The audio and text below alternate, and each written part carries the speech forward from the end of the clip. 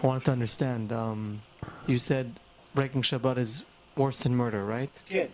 Well, Torah said, not I just repeated it. Right. And a goy is not allowed to keep Shabbat. So if a goy keeps Shabbat, murder? Well, the Rambam writes that a goy that keeps Shabbat is considered a thief. Why? Because the Gemara Masechet Shabbat says, HaKadosh Baruch Hu in Mount Sinai says to Moshe Rabbeinu, Mata gdola yesh li bebet gnazai. I have a big present in my treasure chest, v'Shabbat shma, and its name is Shabbat.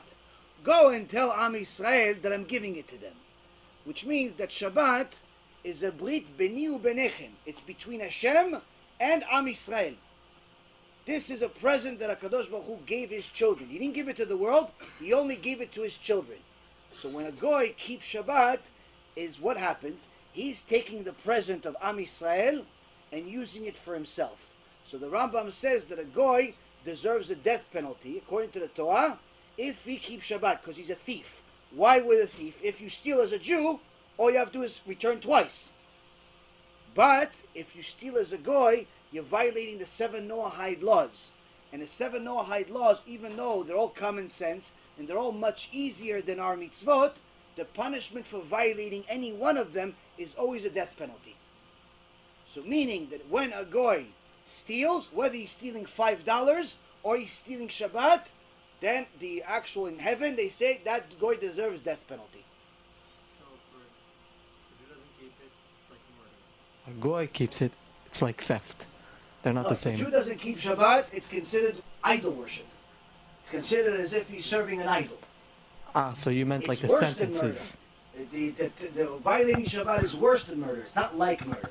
It's worse than murder. The murder is the 6th commandment, and Shabbat is the 4th. So violating Shabbat is worse than murder. And in the Torah, it's considered idolatry. It's considered as if the person is considered like an idol worshiper, because what happens is that Hashem says that when you keep Shabbat, you're testifying that I created the world in 6 days and rested on the 7th.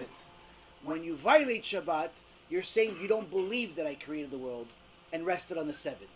Which means that if you don't believe I created the world, you believe somebody else, something else created the world. Or like some of the fools in the world, you think the world created itself or always existed.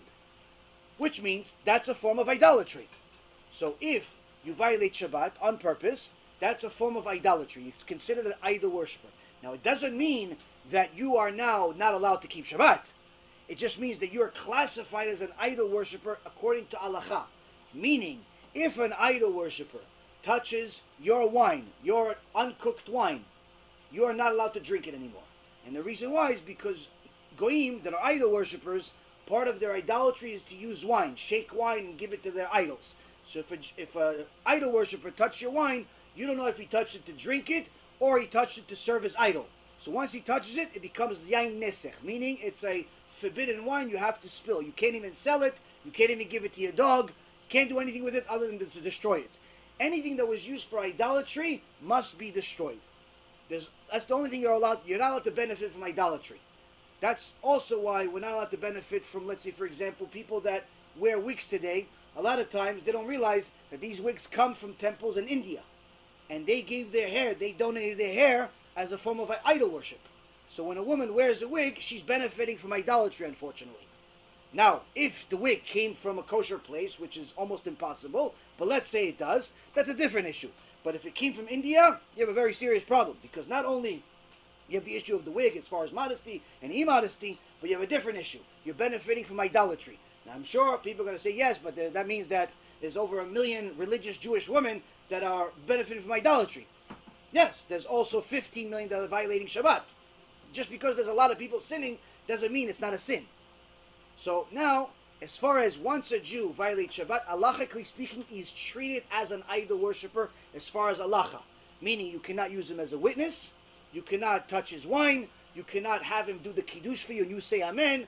He's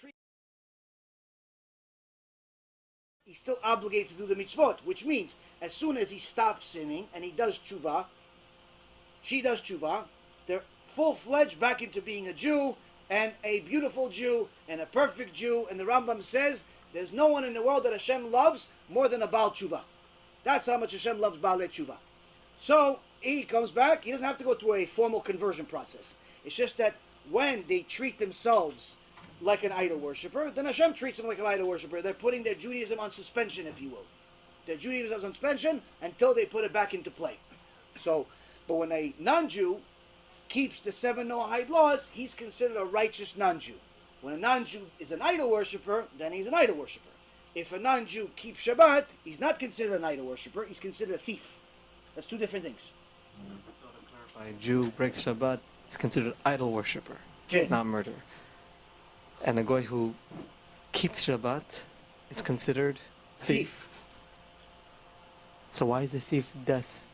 Because we have 620 laws, 613 from the Torah, 7 rabbinical laws, Chanukah, Purim, and so on.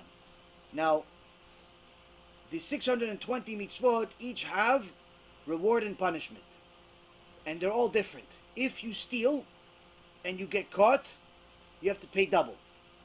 If you kill somebody, death penalty. If different sins have different punishments, different rewards. But for the Goyim, because they have much less mitzvot, they only have 7 Noahide laws and somewhere around 50 common sense laws, like honoring their parents. Because they have much less responsibility in the world, their punishment is much more severe. All of the things, violating any of their mitzvot, according to Torah, is death penalty. They don't have as much responsibility, don't have as many mitzvot, and as much responsibility to learn Torah as the Jews, but their punishment is much more severe.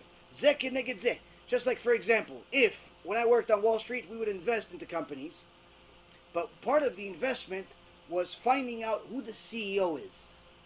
Why didn't I find out who the janitor is? Why didn't I find out who's the secretary? She might be nice, he might be nice. Why didn't I find out who's the clerk that gives the mail to all the desks and the cubicles? Why? Because I don't care about those people as much as I care about the CEO. Why? He has a much bigger responsibility. That's why anytime you see a major company go through major crisis, first thing the shareholders want, fire the CEO, fire the chief. Why? He had the most amount of responsibility. He also had the biggest paycheck too. The clerk is getting $40,000 a year. CEO is getting $40 million a year. So his reward is much, much bigger. But his punishment is also bigger. The clerk, the janitor, very rarely do they ever get punished. Very rarely. Even if he doesn't clean the room, you don't fire him for not cleaning the room. If he doesn't deliver all the mail, you don't fire him for not delivering the mail. It's like, hey, listen, Steve, please, next time deliver the mail. Please, next time clean. It's not a big deal if he messes up. But when the CEO messes up, the whole company fails. That's the difference. When a Jew messes up, all of creation gets hurt. All of creation gets hurt. He has a big job. He's a CEO. He's supposed to be all Lagoim. He's supposed to be a light to the nations. When a non-Jew messes up, he's more hurting himself than he is humanity. The analogy is exactly opposite of what you said before. I'm not following. Okay. The janitor doesn't get big punishment, right? The CEO is the one who gets punishment. He's supposed to be the CEO, I'm assuming, is the analogy to the Jew, right? Yes. And the clerk and the janitor is like the goy in this example. But what you said was the opposite. Because the Jew has more responsibilities, the punishment is less. And because the goy has less responsibility, the punishment was more. It's exact opposite. It doesn't fit like a glove. The point what I was trying to make Why is it like that? is that the CEO has a bigger responsibility, and therefore he gets paid more. That's the point. The Jew has a bigger responsibility, and therefore he gets paid more. His heaven is bigger, the significance of his mitzvot are bigger, and so on. The janitor has less responsibility, and therefore he gets paid less. That's in essence the biggest part of the point that's most relevant. As far as consequences are concerned, there's a lot more that a CEO can get away from. Actually, if you want to make it fit like a glove, you can actually say that the CEO can get away with certain things that the janitor cannot get away with. For example, if the CEO decides to shut down the kitchen and not let anyone in because he feels like having a dinner only him and his wife. He feels like it. No one's going to care. Why? He didn't affect everybody. He just affected you, and a few people got annoyed, but that's okay. So, we're just going to let you go. But if the janitor does it, he's getting fired. Why? It's the same crime. It's the same crime. But it's a bigger punishment for the janitor. Why? Because he doesn't have as much significance. So it can fit like a glove if you really want to make it fit like a glove.